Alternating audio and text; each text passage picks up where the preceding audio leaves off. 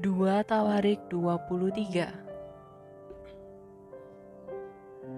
Tetapi dalam tahun ke-7, Yoyada memberanikan diri dan ia mengadakan persepakatan dengan para kepala pasukan 100, yakni Azaria bin Yeroham, Ismail bin Yohanan, Azaria bin Obed, Maseya bin Adaya, dan Elisafat bin Zikri. Mereka mengelilingi Yehuda dan mengumpulkan orang-orang Lewi dari semua kota di Yehuda serta kepala-kepala puak orang Israel, dan mereka semua datang ke Yerusalem. Lalu seluruh jemaah itu mengikat perjanjian dengan raja di rumah Allah. Kata Yoyada kepada mereka, "Lihatlah anak raja, biarlah ia memerintah, seperti yang telah difirmankan Tuhan tentang anak-anak Daud. Inilah yang harus kamu lakukan. Sepertiga dari kamu, yakni yang selesai bertugas pada hari Sabat, baik imam maupun orang Lewi, haruslah menjadi penunggu pintu. Sepertiga lagi haruslah berada di istana raja, dan sepertiga pula di pintu gerbang dasar.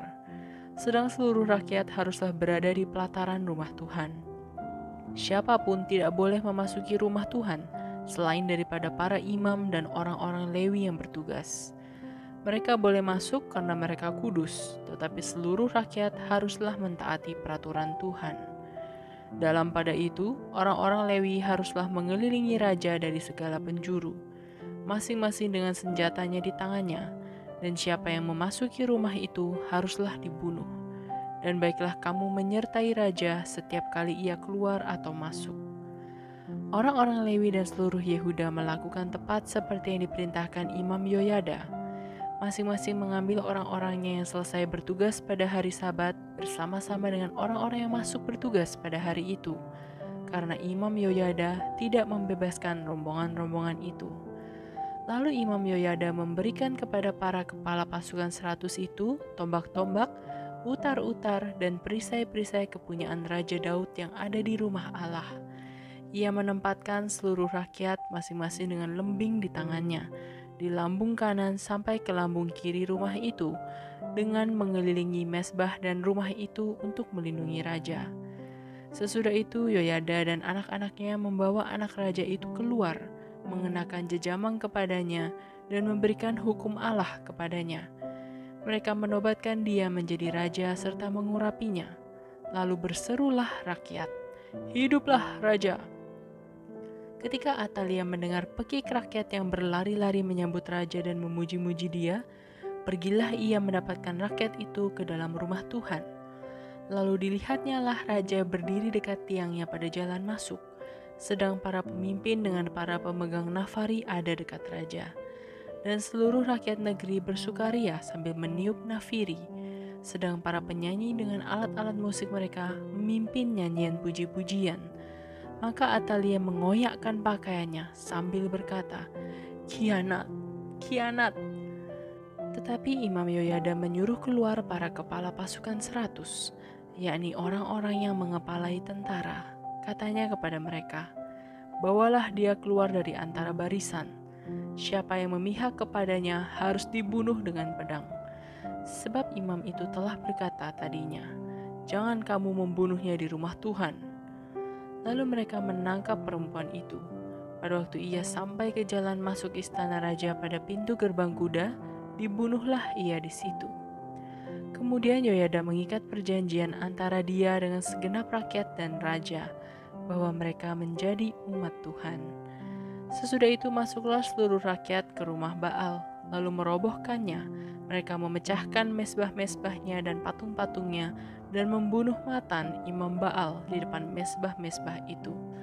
Kemudian Yoyada menyerahkan pengawasan atas rumah Tuhan kepada imam-imam dan orang-orang Lewi yang telah dibagi-bagi dalam rombongan oleh Daud untuk bertugas di dalam rumah Tuhan, yakni untuk mempersembahkan korban bakaran kepada Tuhan, seperti tertulis di dalam Taurat Musa, dengan sukaria dan dengan nyanyian menurut petunjuk Daud.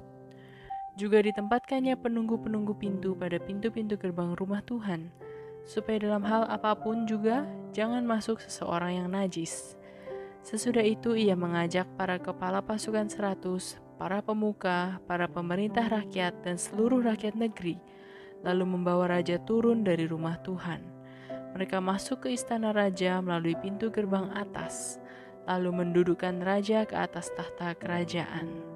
Bersukarialah seluruh rakyat negeri dan amanlah kota itu setelah Atalia mati dibunuh dengan pedang.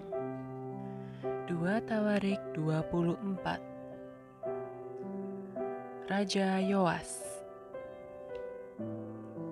Yoas berumur 7 tahun pada waktu ia menjadi raja, dan 40 tahun lamanya ia memerintah di Yerusalem.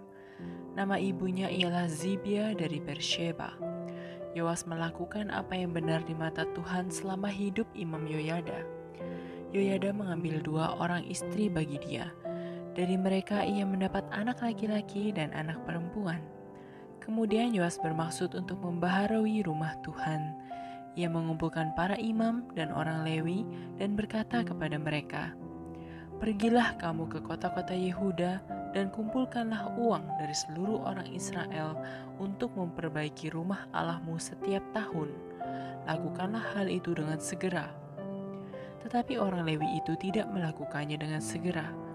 Lalu raja memanggil imam kepala Yoyada dan bertanya kepadanya, "Mengapa engkau tidak menuntut kepada orang-orang Lewi untuk membawa dari Yehuda dan dari Yerusalem pajak yang dikenakan Musa hamba Allah itu kepada jemaah Israel untuk kemah tempat hukum Allah?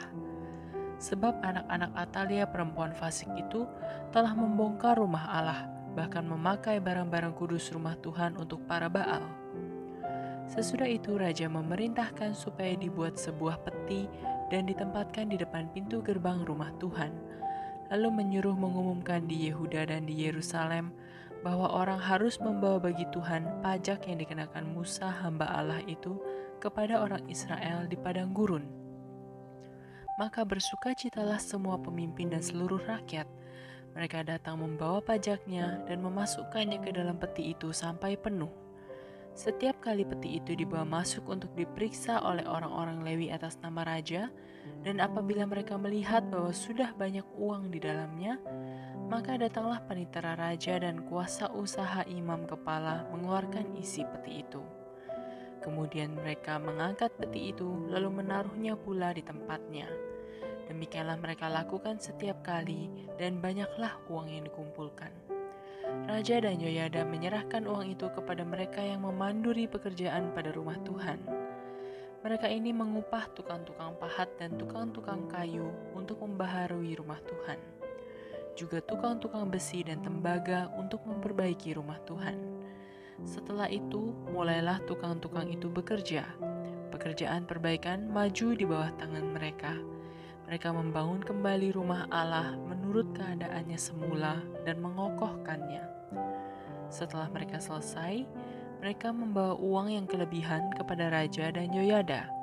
Uang itu dipakai untuk membuat perkakas-perkakas rumah Tuhan, yakni perkakas-perkakas untuk penyelenggaraan kebaktian, perkakas-perkakas untuk korban bakaran, juga cawan-cawan dan perkakas-perkakas emas dan perak. Sepanjang umur Yoyada, korban bakaran tetap dipersembahkan dalam rumah Tuhan. Yoyada menjadi tua dan lanjut umur, lalu matilah ia. 130 tahun umurnya ketika ia mati. Ia dikuburkan di kota Daud di samping raja-raja, karena perbuatan-perbuatannya yang baik di Israel terhadap Allah dan rumahnya. Sesudah Yoyada mati, pemimpin-pemimpin Yehuda datang menyembah kepada raja. Sejak itu raja mendengarkan mereka. Mereka meninggalkan rumah Tuhan Allah nenek moyang mereka, lalu beribadah kepada tiang-tiang berhala dan patung-patung berhala. Oleh karena kesalahan itu, Yehuda dan Yerusalem tertimpa murka. Namun Tuhan mengutus nabi-nabi kepada mereka supaya mereka berbalik kepadanya. Nabi-nabi itu sungguh-sungguh memperingatkan mereka, tetapi mereka tidak mau mendengarkannya. Lalu roh Allah menguasai Zakaria anak Imam Yoyada. Ia tampil di depan rakyat dan berkata kepada mereka, "Beginilah firman Allah, mengapa kamu melanggar perintah-perintah Tuhan sehingga kamu tidak beruntung? Oleh karena kamu meninggalkan Tuhan, Ia pun meninggalkan kamu." Tetapi mereka mengadakan persepakatan terhadap dia, dan atas perintah raja mereka melontari dia dengan batu di pelataran rumah Tuhan. Raja Yoas tidak mengingat kesetiaan yang ditunjukkan Yoyada ayah Zakaria itu terhadap dirinya, ia membunuh anak Yoyada itu yang pada saat kematiannya berseru, "Semoga Tuhan melihatnya dan menuntut balas."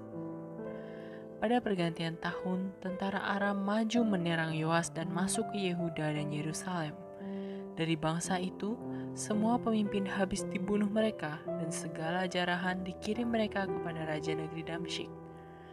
Walaupun tentara Aram itu datang dengan sedikit orang, namun Tuhan menyerahkan tentara yang sangat besar kepada mereka, karena orang Yehuda telah meninggalkan Tuhan Allah nenek moyang mereka. Demikianlah orang Aram melakukan penghukuman kepada Yoas. Ketika mereka pergi daripadanya, mereka meninggalkannya dengan luka-luka berat. Pegawai-pegawainya mengadakan persepakatan terhadap dia karena darah anak Imam Yoyada itu, lalu membunuhnya di atas tempat tidurnya. Ia mati dan dikuburkan di kota Daud, tetapi tidak di pekuburan raja-raja. Mereka yang mengadakan persepakatan terhadap dia ialah Zabat, anak Simeat perempuan Amon, dan Yozabat, anak Simrit perempuan Moab. Tentang anak-anaknya dan ucapan-ucapan ilahi yang banyak terhadap dia, serta tentang perbaikan rumah Allah, semua itu tertulis dalam tafsiran kitab Raja-Raja. Maka Amazia anaknya menjadi raja menggantikan dia.